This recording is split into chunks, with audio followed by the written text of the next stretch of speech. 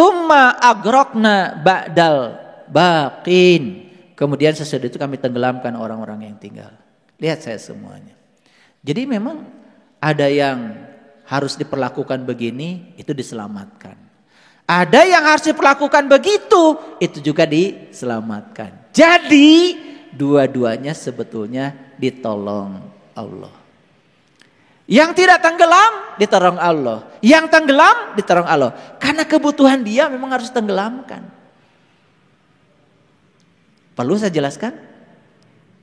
Masih belum mengerti juga. Ada orang yang harus sadar setelah dikasih berbagai macam kejadian yang membuat segalanya hancur lebur. Ada? Siapa? Ngacung we. Betul nggak? Iya. Makanya di kelas-kelas spiritual seperti ini, maaf ya, jarang sekali ya orang yang hidupnya mulus-mulus. Semua yang ada di sini itu yang hidupnya mules-mules. Yang mulus-mulus gak ada di sini. Yang ada di sini pasti yang mules-mules. Ya. Gitu. Jadi kalau gitu milih mulus-mulus. Ya terima saja dua-duanya, itu yang terbaik. Lagi mulus saja, lagi mules saja. Justru mules itu yang menyebabkan kita menjadi sadar. Makanya tingkatan tertinggi manusia itu adalah melepaskan. Nah kalau tidak melepaskan kayak tadi si H2O, masih ingat tadi? H2O tercengkram oleh unsur-unsur lain jadi minyak. Begitu jadi minyak berada di air tetapi tidak mau menyatu dengan air. Sama para sahabat, kita sekarang berada di tubuhnya Allah tetapi kita tidak bisa merasakan kehadirannya. Ilusi keterpisahan itulah yang disebut dengan neraka. Makanya orang yang berada dalam neraka itu terus aja mencari Allah. Padahal Allah sudah meliputi dirinya, tapi dia tidak merasakan kehadirannya. Bahkan menganggap Allah itu di tempat yang jauh karena dirinya terpisah dari Allah. Nah, ilusi keterpisahan itu sebetulnya berasal dari keseringan dia melanggar kemurnian dirinya sendiri. Bisa dibayangkan sekarang ya? Jadi kalau kita makin tua harusnya makin melepaskan, ini makin tua makin mengikat. Wih, luar biasa. Ketika nanti keluar dari sini, masuk ke sini, ya tidak bisa bersenyawa. Ya, oke. Nah, oleh karena itu maka tingkatan tertinggi sebagai manusia dalam melepaskan. Tingkatan tertinggi dalam belajar apa? Tingkatan tertinggi dalam belajar apa? Kesadaran. Makanya kalau ingin belajar di kehidupan, jangan di universitas. Di universitas secara intelektual mungkin kita jadi pinter, tapi pinter belum tentu sadar. Syukur kalau bisa pinter sekaligus juga sadar. Kan tergantung dosennya. Dari dosen nanti sadar, piraku mahasiswa tiba-tiba sadar. Betul nggak?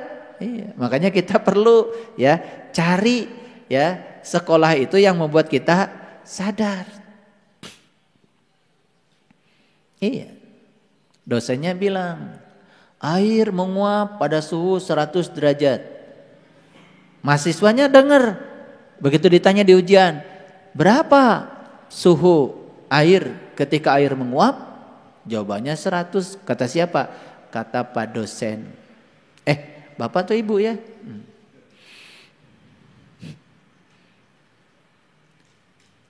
Padahal dia itu tiap hari nyuci baju jeung celana kolor.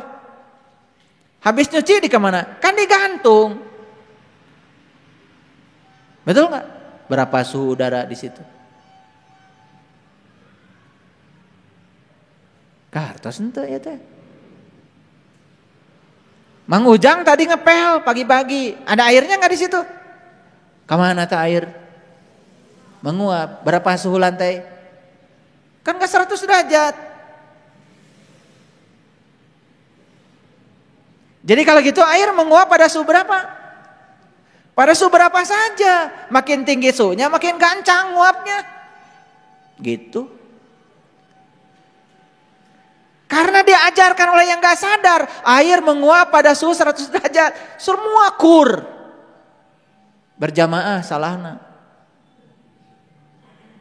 Iya. Saya tanya guru-guru IPA, air mendidih pada suhu berapa? 100 derajat. Di mana? Ngaos buku. Pira oge eta cai ngagolak, nyokot termometer, asupkeun ka dinya, ukur. Benar 100. Di Amerika 100 derajat karena tekanan udara di Amerika 1 atmosfer. Di Bandung tekanan udara kurang dari 1 atmosfer. Sebelum 100 derajat air sudah mendidih. Dacek yang cenah diajarna. Gitu hasilnya. Sadar enggak? Iya. Makanya coba belajar agama, belajar sains harus sama orang yang membuat kita sadar. Ieu mau ngaji geus loba malah teu sadar. Nah, tingkatan tertinggi dalam kehidupan adalah kebahagiaan. Bahagia di mana tadi? Di dalam. Kalau kita hidupnya sudah meditatif, merasakan kehadiran Dia setiap saat. Nah, tingkatan kita membina diri kita adalah meniti ke dalam diri, menemukan kekosongan. Makanya belajar meniti ke dalam diri itu persis seperti ngupas bawang. Bagian luar bawang kan warnanya kotor, betul? Apalagi yang bersentuhan dengan tanah, kupas dulu yang kotornya, kupas dulu yang merahnya, kupas lagi yang merahnya, kupas lagi yang merahnya. Makin ke dalam makin putih warna bawang. Terus kupas, sisanya hanya tinggal kekosongan. Yang tersisa cuma hangat-hangat air mata. Itulah spiritualitas. Menemukan yang tidak bisa ditemukan. Makanya ngaji dengan saya menemukan yang tidak bisa ditemukan. Jadi kalau buru-buru sudah mengatakan alhamdulillah saya sudah menemukan, bohong eta. Can kemana-mana. Berarti tidak mengerti pelajaran dari saya. Menemukan yang tidak bisa ditemukan. Itu namanya pencerahan. Sudah tercerahkan Bapak Ibu? Sudah. Kenapa? Saya sudah menemukan yang saya cari. Itu belum menemukan. Tapi kalau ada orang baru di BMK sama saya ngomong begitu, bagus. Tapi kalau sudah 2 tahun, kayaklah gagabah pisan. Kalau udah 2 tahun, udah disapih, siap-siap mau disapih.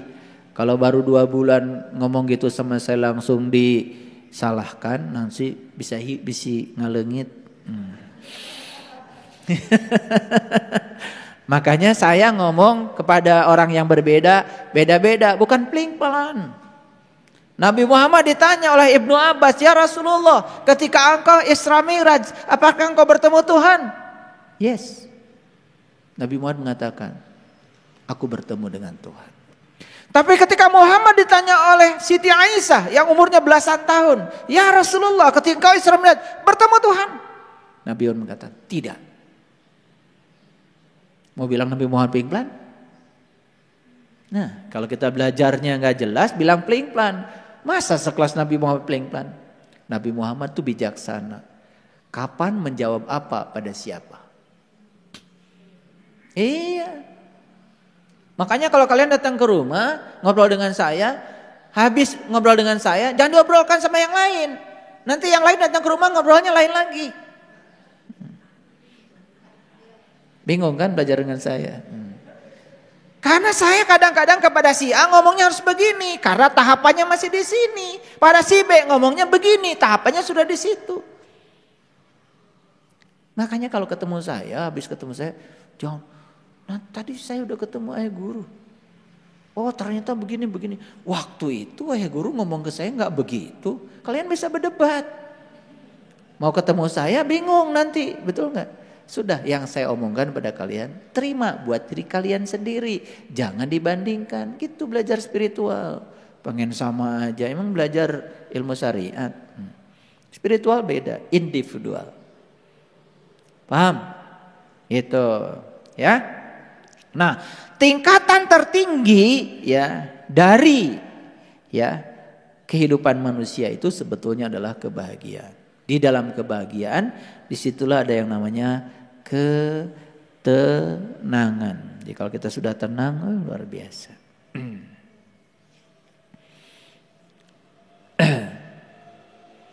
Baik, saya lanjutkan dulu.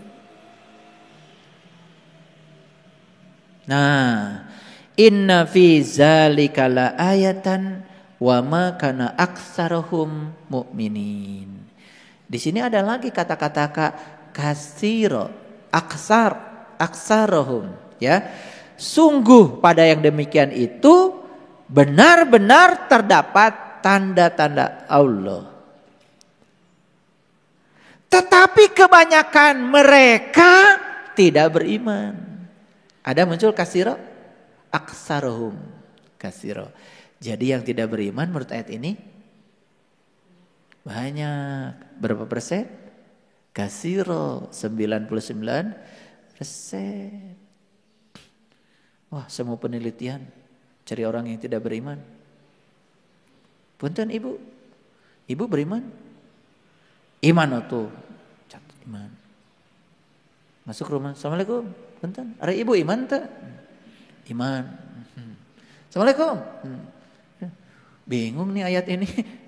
Kok semua saya tanya menurut riset iman semua. Kade eta mengaku. Da iman mah teh kudu ditanya. Gak usah tanya. Punten ari ibu iman teu tingali kalakuanana. Nah, saya setting. Jadi kalau ingin tahu orang beriman, lihat cara parkir mobilnya.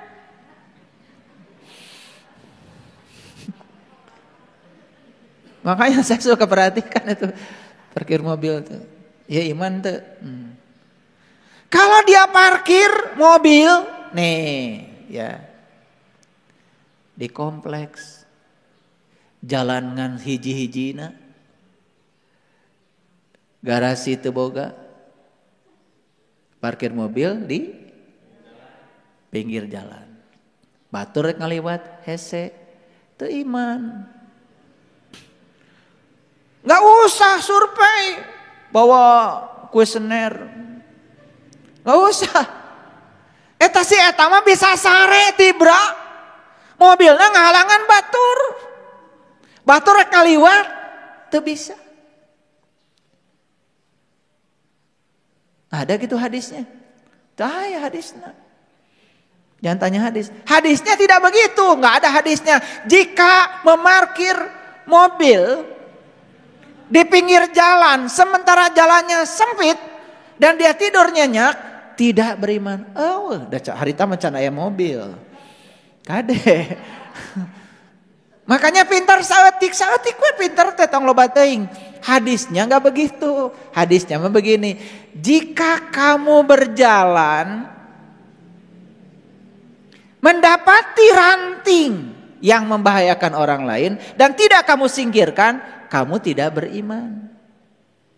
Iya, malain ranting mobil. Ranting saja tidak beriman, kamu atau mobil, tidak usah survei. Tanya, mohon maaf Bapak Ibu, beriman tidak? Sholat tahajudnya berapa rakaat? Nggak usah, kejauhan. Atau mohon maaf, apakah di mobilnya ada tulisan Bismillah? Nggak usah.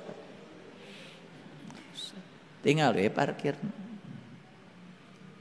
Nah, kalau pergi ke Arab, lihat orang yang beriman di sana. Kontu parkir, apa?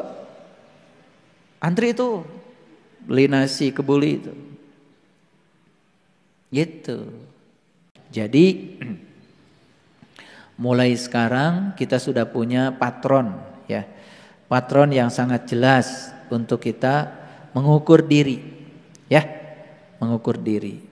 Jadi kalau kita masih suka menyesali keadaan, kita masih mudah tersinggung dengan hal-hal yang sepele, masih suka memperdebatkan sesuatu yang jelas tidak bisa diubah, masih suka khawatir dengan hari esok, masih iri hatian, ya, masih hidup dengan pembanding, itu masih ada yang perlu diperbaiki pada diri kita.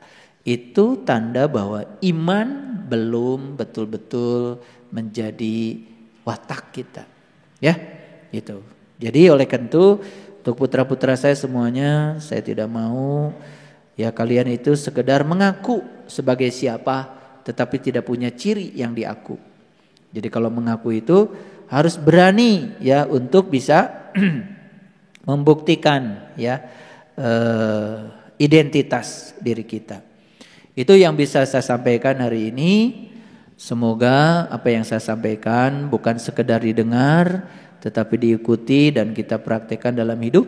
Semoga setelah ini hidup kita menjadi jauh lebih meditatif lagi. Terima kasih. Assalamualaikum warahmatullahi wabarakatuh.